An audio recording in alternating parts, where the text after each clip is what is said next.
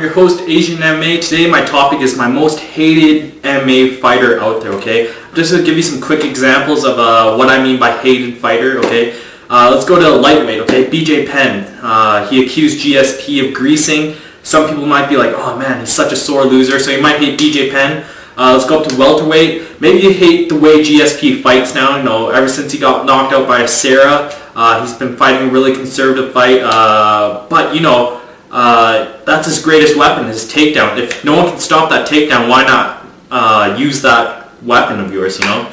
Let's go to middleweight. Anderson Silva. People are like, oh my god, he's so boring, man. You know, he's just dancing and he's not finishing fights. So you might hate Anderson Silva like that. Let's go up to light heavyweight. No, there's one more. Koscheck. You might hate Koscheck because like the guy talks so much. Basically, he's the anti-hero. The stuff he said in Montreal was like, wow, be careful, man. You're pissing off like a hardcore hockey town. You might get ran over by a crazy hockey fan in a big-ass truck. Anyways, light heavyweight. Tito Ortiz, he talks a lot. He was really cocky in his early career. That's what led to Ken Shamrock and him fighting 3 times, I think. Yeah, 3 times. Let's go up heavyweight. Someone might hate Frank Mir because he went up against the golden child, you know, Brock Lesnar, and all the casual fans love Brock Lesnar. And basically, you might hate Frank Mir now because this guy, he talked a little bit too much hype. He's like, I want Brock Lesnar to be the first death in MMA. I want to break his neck. And you're like, ooh, man, you just went a little bit too far. Anyways, out of all those fighters, I don't hate any of them. The guy that I hate most is Kung Lee, okay? Here's my reasons why, okay? Kung Lee is an undefeated Sancho fighter from my memory. You know, that's why I know he's undefeated, okay? MMA, he's basically had a perfect record except for the Scott Smith fight. And before that, he beat Frank Shamrock for the middleweight belt in Strikeforce. Basically, he went on hiatus because some movie producer saw him fight in the cage and he's like, wow, this guy's amazing. Someone just rode by on a bike and I like bicycles. Anyways, man, this guy's amazing in the cage. Why not translate that into a movie? You know, this guy could be the next Bruce Lee, Jackie Chan, Jet Li, or Tony Jaa, but you know, his movies suck really bad. You know, Tekken, don't even want to talk about it. It's bad stuff, man. Actually, I've never seen the movie, but I've heard bad reviews about it.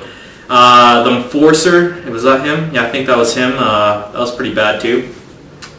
Anyways, he did his movie thing.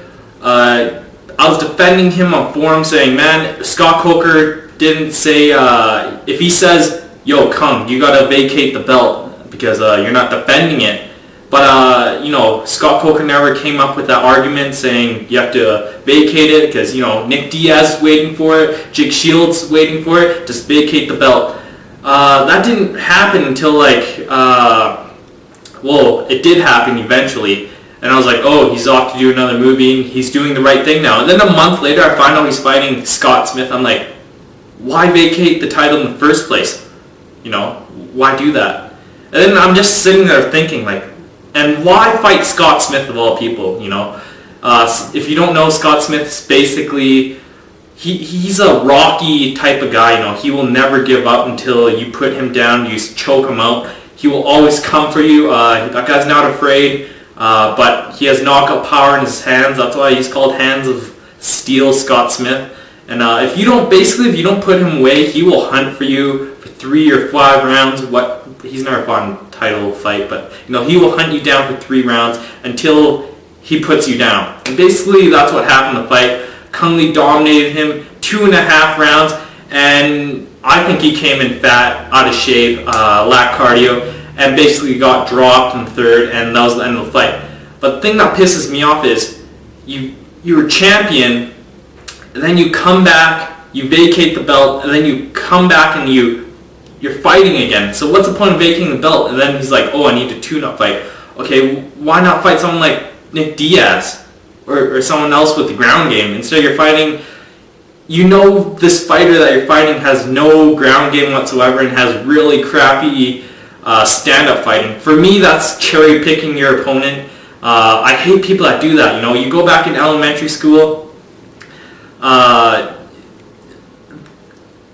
someone makes the teams up and they're like, oh, I want that guy, I want that guy, and they're picking all the best players, and you're like, this isn't going to turn out well. You're just going to slaughter us whatever game we play. You're going to score 20 goals and we're going to score 3. How's that fun playing against someone like, so unsuperior to you? Because, go rewatch that fight.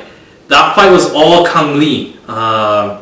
Scott Smith did absolutely nothing in that fight until the 3rd round. For me, that's a boring fight, man. I can't stand one-sided matchups.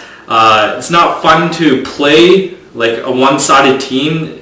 That's why all these people, like, they're talking about NBA, like, oh my god, man, imagine Kobe Bryant, Michael Jordan, LeBron James, all these star players coming to like the all-star team. Man, they would dominate. I'm like, man, that's so boring to watch if you have all the best players on one team. Competitiveness is what makes a sport fun to watch.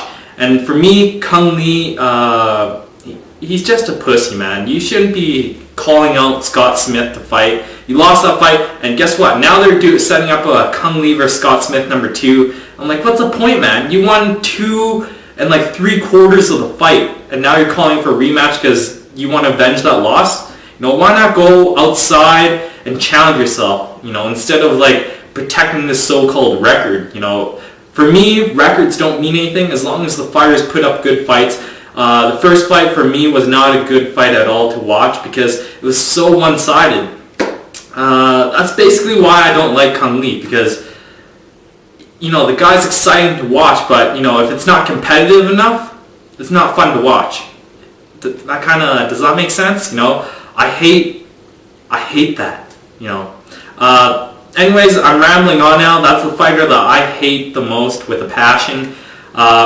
Is there any fighters that you hate? Please leave in the comment below. Until then, I'm Asian MMA. Thank you very much for watching.